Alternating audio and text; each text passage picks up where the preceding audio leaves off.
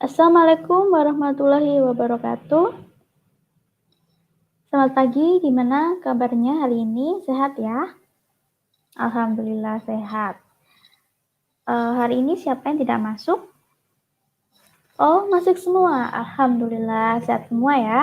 Berarti, oke, kita akan melanjutkan pertemuan kita dengan materi yang baru, yaitu listrik arus searah. Sebelumnya saya ingin bertanya dulu, kemarin kita belajar tentang apa? Ya, tentang arus listrik. Nah, arus listrik ini simbolnya apa? I, ya, kapital I, ya. Lalu, satuannya apa? Ampere, ya. Bagus, ampere. Lalu, artinya apa? Atau pengertiannya apa? Siapa yang bisa menjawab? Mbak Kaira mungkin? Ya, betul sekali. Arus listrik adalah banyaknya muatan yang mengalir tiap satuan waktu. Oke.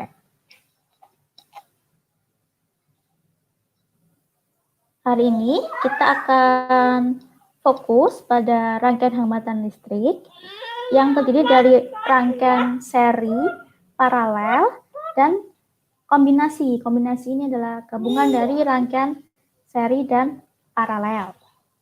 Lalu, saya berharap hari ini setelah kalian belajar hari ini ya, kalian bisa menentukan nilai arus dan hambatan dalam rangkaian listrik. Gitu. Sebelumnya saya ingin bertanya, apakah di rumah kalian ada banyak lampu atau hanya ada satu lampu? Mas Ginan? Ya, oh banyak lampu. Oke. Lalu bagaimana lampu itu bisa menyala? Oh, karena ada listrik. Betul sekali, benar. Tepat sekali. Karena ada listrik. Kalau tidak ada listrik, otomatis lampu akan mati. Nah, pernah nggak suatu saat lampu di rumah itu terbakar? Oh, pernah. Pernah. Lalu apa yang terjadi? Mati. Ya, mati. Untuk ruangan di sebelahnya, lampunya mati atau tetap menyala? Tetap menyala ya. Ya, itu kenapa kok tetap menyala? Ya, oke. Kira-kira kalau di rumah itu instalasi listriknya itu disusun secara apa? Seri atau paralel atau kombinasi? Siapa yang bisa menjawab? Pak Kaira? Oke. Nah, untuk mengetahui tentang rangkaian itu, rangkaian hambatan listrik, kita akan berdiskusi bersama hari ini ya. Sebelumnya saya ingin menunjukkan quote dari Ibnu Qayyim. Cinta pada Allah sama seperti cahaya terang. Tanpanya kamu bagaikan terombang-ambing di lautan kegelapan. Jadi cinta itu jangan hanya pada manusia ya, tapi juga cinta pada pencipta kita agar kita tetap berada pada jalan yang benar. Oke? Siap? Siap. Hari ini kita akan ada beberapa kegiatan. Di antaranya adalah diskusi berpasangan dengan teman sebelahnya ya. Lalu juga presentasi. Setelah itu selama 30 menit, diskusi dan presentasi selama 30 menit. Lalu juga ada penguatan dari saya. Lalu ada kuis. Nah, ini kesempatan kalian untuk menambah nilai keaktifan kalian. Jadi kalau bisa menjawab kuisnya silakan maju dan menambah nilai keaktifan. Lalu ada tugas yang akan dikumpulkan minggu depan. Oke, siap? Nah, untuk kelompoknya, masing-masing kelompok nanti akan membahas topik yang berbeda. Kelompok pertama membahas tentang rangkaian hambatan seri, kelompok kedua membahas tentang rangkaian hambatan paralel, dan kelompok ketiga membahas tentang rangkaian hambatan kombinasi. Apa yang harus dibahas? Yang dibahas adalah bagaimana susunannya. Jadi nanti digambar ya susunannya. Lalu bagaimana nilai hambatan penggantinya, dicari rumusnya, diturunkan gitu ya. Nah, saya beri waktu 30 menit dimulai dari sekarang. Oke, waktunya habis. Silakan presentasi. Oke, bagus sekali. Kelompok 1 presentasinya bagus sekali. Udah tepat ya. Jadi gambarnya udah tepat. Lalu cara menurunkannya, ketemu rumusnya, hambatan pengganti seri juga sudah tepat. Bagus sekali. Beri tepuk tangan untuk kelompok 1. Oke. Kita bahas bersama. Ketika kita membahas tentang rangkaian hambatan listrik, kita harus ingat dengan hukum Coulomb. Masih ingat hukum Coulomb? Hukum Coulomb ini adalah V sama dengan I dikali R. V itu apa? Mbak Kaira, V itu apa? Ya, tegangan listrik ya. I itu apa? Mas Indra? Ya, I itu adalah kuat arus listrik, sedangkan R Mas Kinan, hambatan listrik. Jadi besarnya tegangan suatu rangkaian dipengaruhi oleh kuat arus listrik dan juga hambatannya. Nah, tadi juga sudah dijelaskan ya oleh masing-masing kelompok. Jadi sudah dijelaskan oleh masing-masing kelompok. Untuk rangkaian seri dia berjejer gitu ya, berjejer berdampingan gitu tanpa ada pencabangan kawat. Dan untuk mencari nilai hambatan penggantinya kita tinggal menjumlahkannya. Dari hukum Coulomb kita turunkan karena daripada rangkaian seri nilai kuat arusnya itu sama di setiap titik, maka kita bisa mencoret I-nya. Jadi ketemu R. Serinya adalah R1 tambah R2 dan seterusnya. Lalu untuk paralel, dia kebalikan dari rangkaian seri. Kalau paralel yang sama adalah tegangannya. Nilai tegangan AB-nya itu sama. Sedangkan I-nya dia berbeda di masing-masing cabang. Sehingga nanti mempengaruhi persamaan dari rangkaian hambatan listrik pengganti dari rangkaian paralel. Yaitu dengan rumus 1/R sama dengan 1/R1 tambah 1/R2 dan tambah 1/R3 dan seterusnya. Tergantung jumlah resistornya. Lalu untuk rangkaian kombinasi tinggal kita lihat. Rangkaiannya itu disusun secara bagaimana? Seperti di gambar itu rangkaian hambatan R1 dan R2 itu disusun secara paralel sehingga kita bisa menghitung pemakai rumus yang 1/R ini. Lalu jangan lupa dibalik ya nanti 1/RP dibalik karena itu masih 1 ya. Jadi dibalik ketemu RP-nya. Nah, untuk mencari nilai hambatan pengganti total, RP-nya ditambah R3. Mudah sekali kan?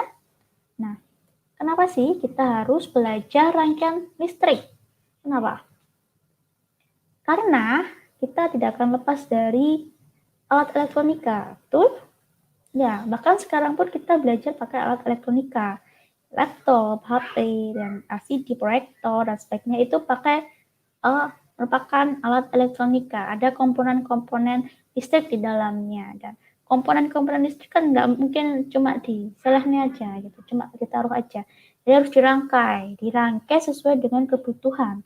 Karena masing-masing alat elektronika itu punya kebutuhan voltase yang berbeda-beda.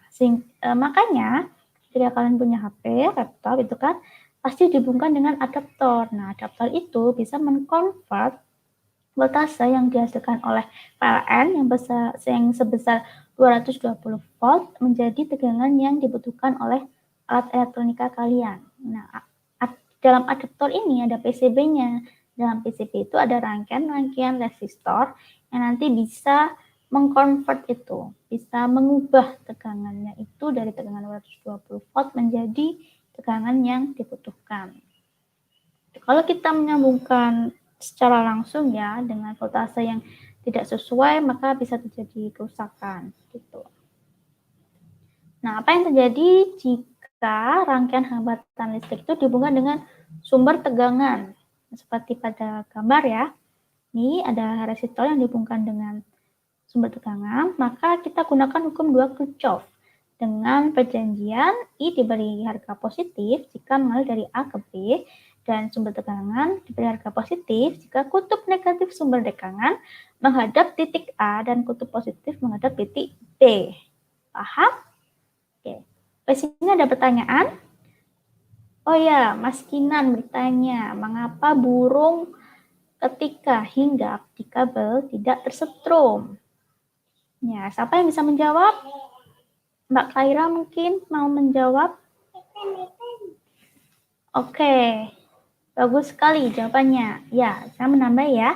Ingat ketika ada arus listrik itu bisa mengalir ketika ada beda potensial. Nah, di kabel itu hanya satu kabel ya, lalu kabel itu juga dilindungi oleh semacam karet gitu ya, yang sifatnya isolator, sehingga tidak ada kuat arus yang mengalir di situ, atau tidak ada elektron yang mengalir di situ, sehingga burung tidak akan bisa tersetrum. Beda kalau kita manusia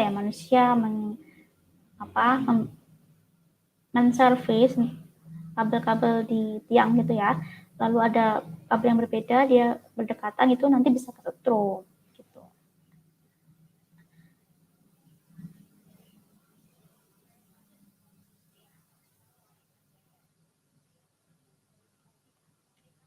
Untuk memahami lagi materi ini, ada contoh soal yang bisa kalian lihat di modul ya. Untuk lebih tepatnya di modul ini juga ada, saya tunjukkan. Kalian bisa baca sendiri ya, mudah sekali soalnya. Dan ini saatnya untuk kuis. Silakan yang bisa maju, yang bisa silakan maju dan menambah nilai keaktifan. Ada 3 soal nih ya. Oke, bagus sekali, sudah benar jawabannya, sudah dikonvert ke satuan internasional dan juga sudah benar jawabannya. Terima kasih.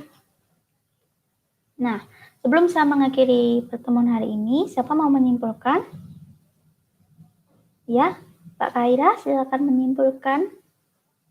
Oke, benar sekali. Kita hari ini belajar rangkaian hambatan listrik yang bisa disusun secara seri, paralel, dan kombinasi.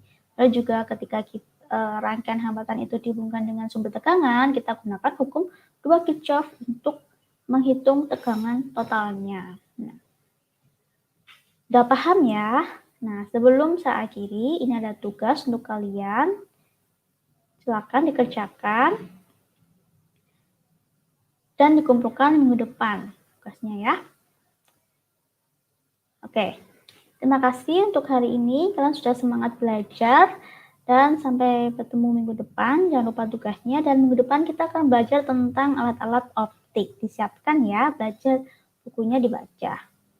Terima kasih. Saya akhiri. Wassalamualaikum warahmatullahi wabarakatuh.